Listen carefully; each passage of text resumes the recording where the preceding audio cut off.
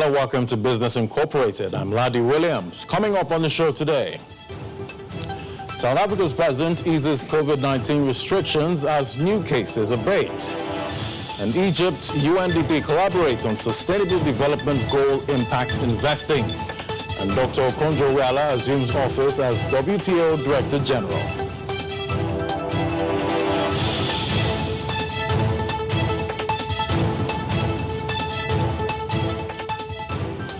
I will begin today's show with intraday market numbers. Here on the African continent, markets were mostly in the positive territory. The NSE opened the week in the green. It was up at 0.42%, while the GSE in South Africa surged 2.60%. Elsewhere in the region, the EGX 30 was marginally lower by 0.04%.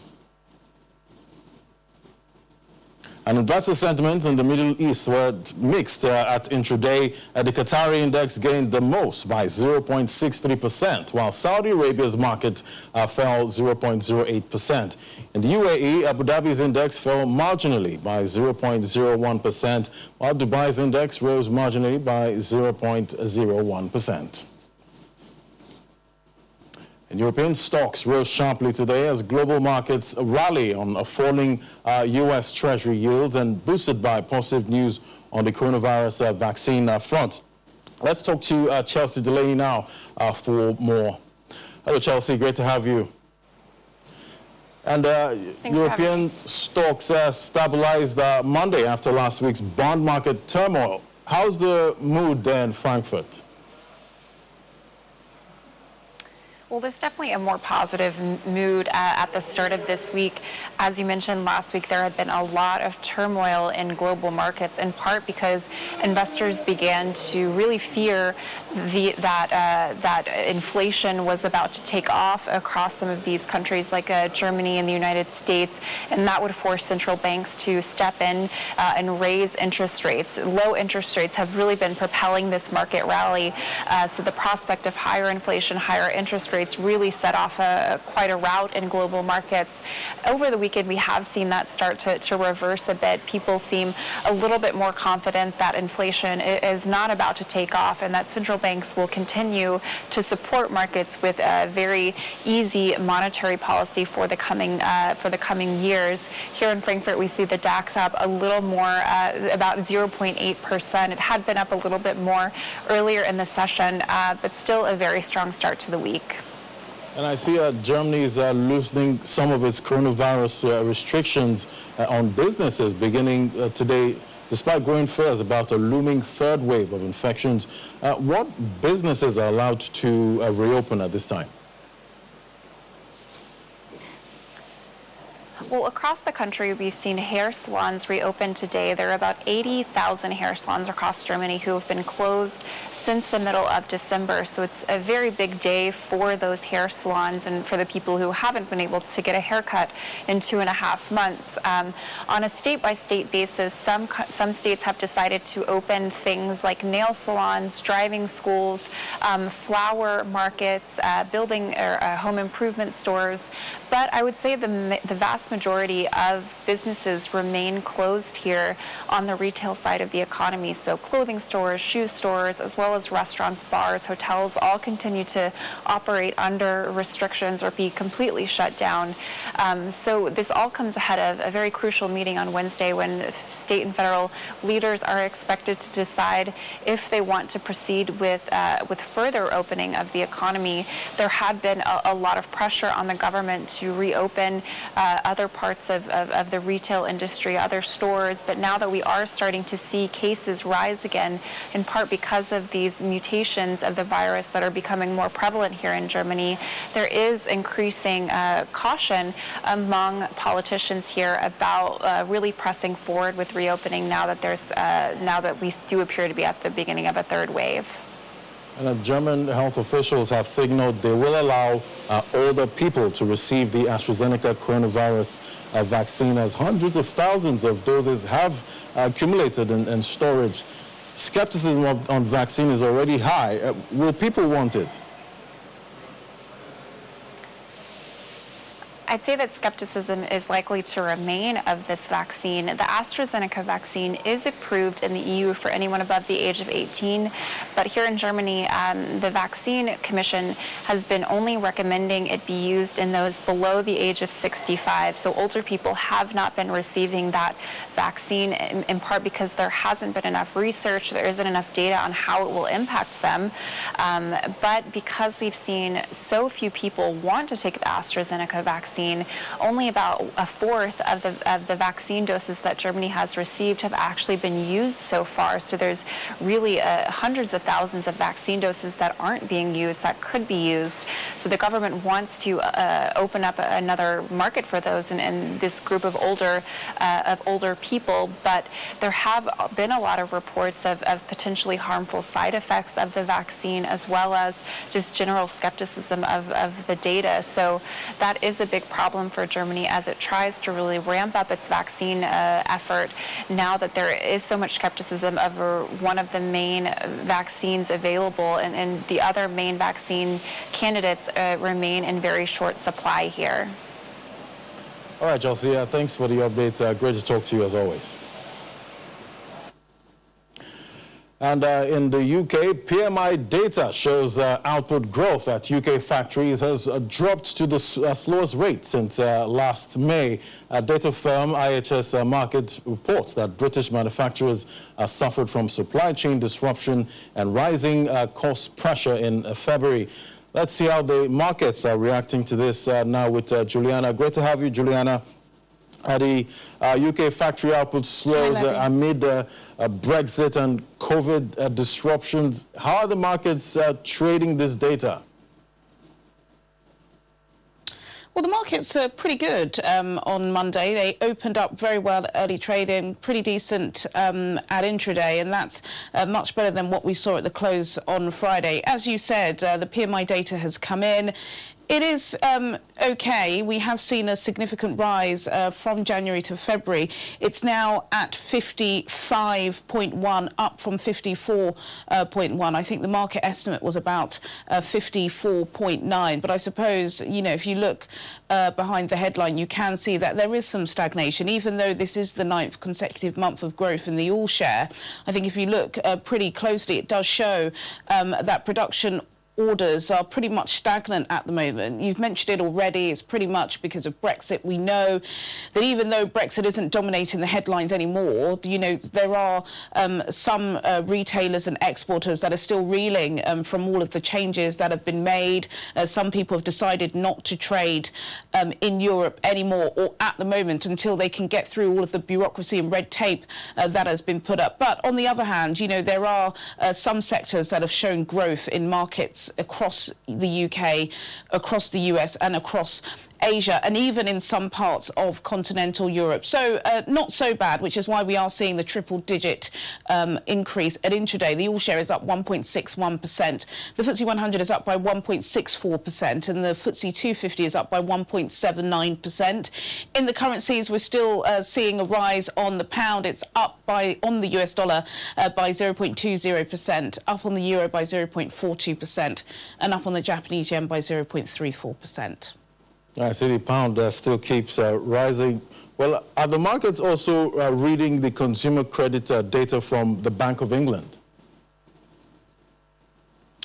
Well, yes and no. I would say more likely not, because the FTSE is in such a great place at intraday, and this data from the Bank of England is pretty much dire, just showing that consumer credit has obviously decreased down to £1.9 billion in the month of January. No surprises there, because people are in a lockdown. People really aren't borrowing as much as they used to, and that's because there's not really many places for people to go. Typically, people are borrowing, obviously, to purchase mortgages, to buy new cars, and to spend on their credit cards. But with the shops open, the credit consumer rate has been decreasing. Also, surprisingly, even though we have been reporting a bounce in the housing market, it does show as well, this data that was released by the Bank of England, that mortgage approvals have declined between the months of December and January. I believe there are about 95,000 mortgages approved in the month of January, which is 4,000 down on the month before.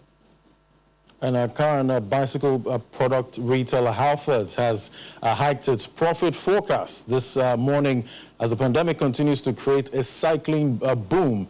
The retailer plans to repay furlough cash. What more can you tell us about this?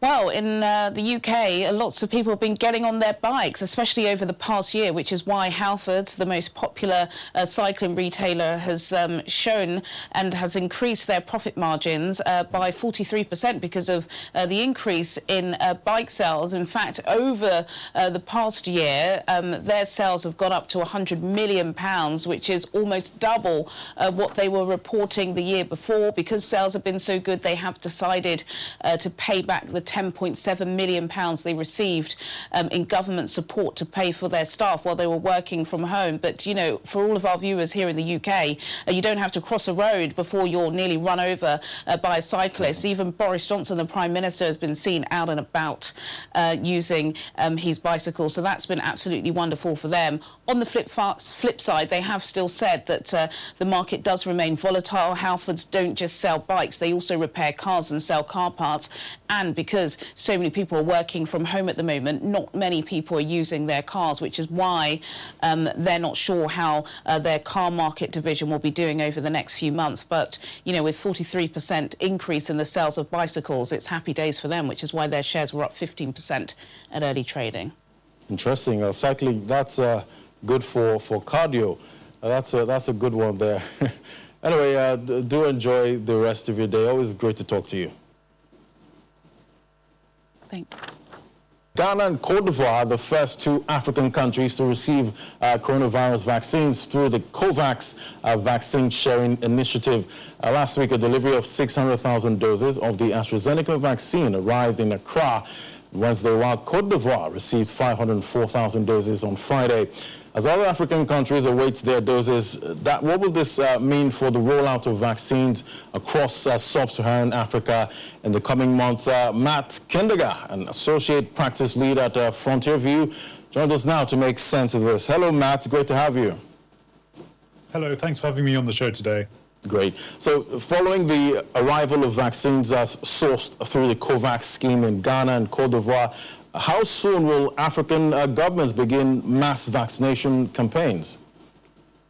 Yeah, so it's worth noting that most African governments got off to a pretty slow start when it came to procuring vaccines. As recently as the middle of January, most governments didn't have firm plans to procure and roll out vaccines. But I would say the COVAX delivery of vaccines is very positive. It's a very positive development, especially for West Africa.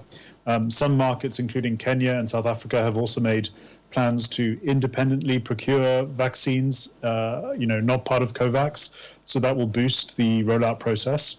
But I would say most sub-Saharan African countries especially will remain quite reliant on the COVAX scheme to deliver the majority of their vaccines through the rest of this year. And so this will probably delay the rollout of a mass vaccination campaign. In practice, we see very few countries, if any, being able to vaccinate more than 50% of their populations in sub-Saharan Africa before the end of this year. And which sectors of the economy will be most directly affected by the relatively slow rollout of vaccines across Africa this year? Yeah, so businesses that are reliant on cross-border supply chains, cross-border trade, are probably going to be affected through the rest of this year. So we won't see a return to the disruptions that we saw in 2020, but there are probably going to be some lingering restrictions as governments try to prevent the spread of COVID-19 between countries, but also, new variants if they do emerge. So there could be some disruption there. The hospitality industry really is going to be quite severely affected for the foreseeable future. Although most domestic hospitality sectors have recovered somewhat from 2020, some consumers still won't be as confident as they were to go out in the absence of a COVID vaccine.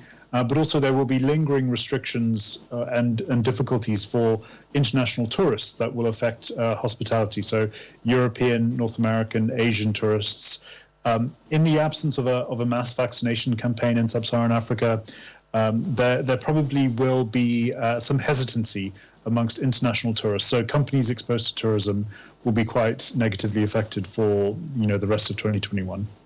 So how will the rollout of vaccines affect the approach of the African governments take to commercial restrictions aimed at containing the virus? Yeah, so the big question is about, really about, will there be more lockdowns? Will there be tighter commercial restrictions going forwards? The short answer really is no. We don't expect to see significant tightening of commercial restrictions in Africa over the course of 2021. That said, if there is a sort of sharp spike in cases or deaths from COVID-19 across Africa, we could see some tighter restrictions. South Africa is a very good example. So South Africa saw a major second wave of coronavirus towards the end of last year, the beginning of this year. And what the government did was it introduced a tighter curfew. It banned the sale of alcohol. It also restricted interprovincial and international travel. And so effectively what it did is it tightened restrictions as far as it could without shutting down the economy. And so we would expect most African governments, in a worst-case scenario, to follow a similar model. So there is risk of some tighter commercial restrictions, but we don't see a return to significant lockdowns or really tight COVID-19 commercial restrictions in 2021. All right, we'll continue to track the rollouts. Thank you so much for your time, Matt Kindiga. Great to have you as always. Thank you very much. Thank you. And the new Director General of the World Trade Organization, Ngozi Okonjo-Iweala, has assumed office today, March the 1st, 2021. Dr. Ngozi Okonjo-Iweala, who happens to be the first woman and first African to lead the global trade body, is hitting the ground running with the first day on the job in Geneva, coinciding with the annual meeting of the WTO's General Council. Okonjo-Iweala, who had spent 25 years at the World Bank and a former finance minister of Nigeria, was finally appointed by the WTO's 164 members on February 15th after some resistance from the Trump administration.